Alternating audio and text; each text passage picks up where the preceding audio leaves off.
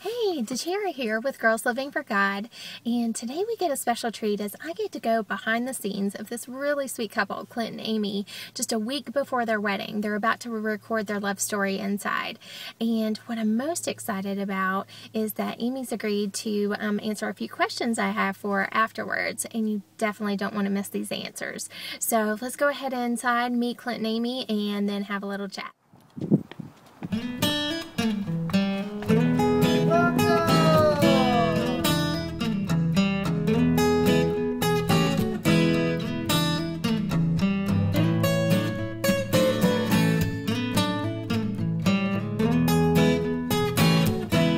Amy, so I just got to hear some of your story. Had a few questions for you. Thanks for taking the time. So Amy, you and Clint are in your 30s, which is still pretty young, but there's girls even younger, and then there's older that may feel like they may never find that guy. Yeah. So how did you handle your time of waiting for the guy God had for you? I love answering this question because I can honestly say at this point, I loved my single life.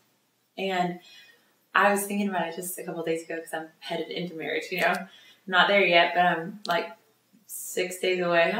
Freak out. Okay, but anyway, I realized that it really is, I never knew when Clint was coming. I never knew when God would send me someone, but I'd dream of it. But I wouldn't really dwell on it. It was more of, that is going to be incredible.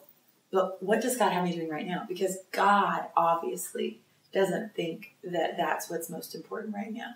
And God is going to be the one, He'll always be the one providing for me, but He's going to be the sustaining for me.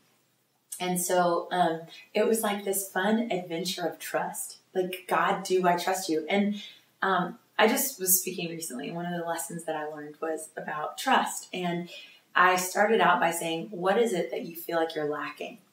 And whatever it is that you feel like you're lacking, whether it be provision or whatever, it all comes down to the reason that we feel lack.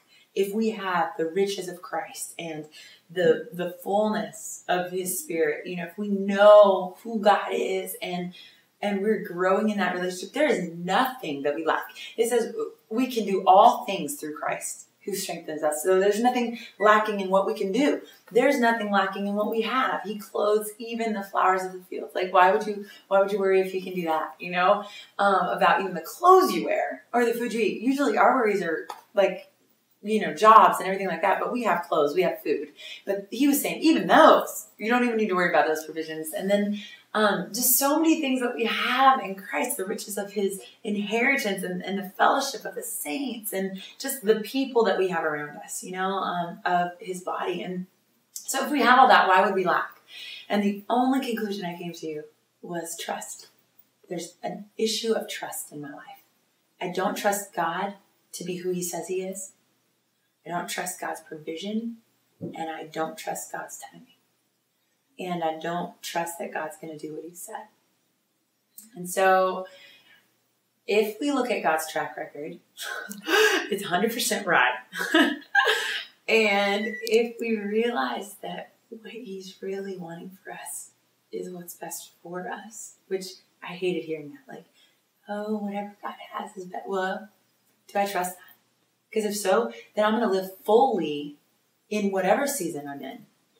And for the part about like when I wished for that, and there was a time like recently in the last year or so when I was like, I wonder if God's ever going to have me married, and I even went into a season of just feeling like, well, I don't even care what I look like, oh, well, I'm kind of past that beauty age that I thought I was at, or I'm past this, or they had me the best then, those kind of feelings. And I'm realizing now that God rescued me out of that.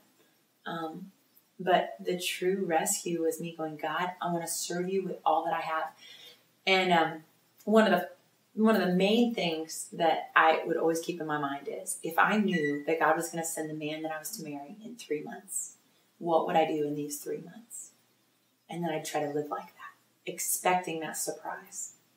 And then the next 3 months would come.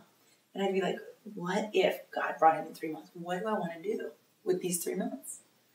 And now I just got through an engagement, and it was 3 months till I married. And what I want to do before I get married. And I can honestly say that there's been a couple things that I'm like, man, I wish I had time in my single life to still do those.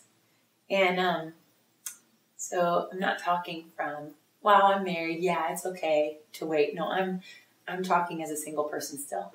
Mm-hmm. I've got a week left. And if there was anything that I could say, it'd be, you're not waiting on marriage. You're waiting on more of God and for God to show himself more to you. And if he wants to do that more as a single person than as married, then that's where you're going to know him the most. And if he chooses to bring someone along, then in marriage is where you're going to know him the most. And that's the greatest desire and greatest joy. So those are my thoughts on that.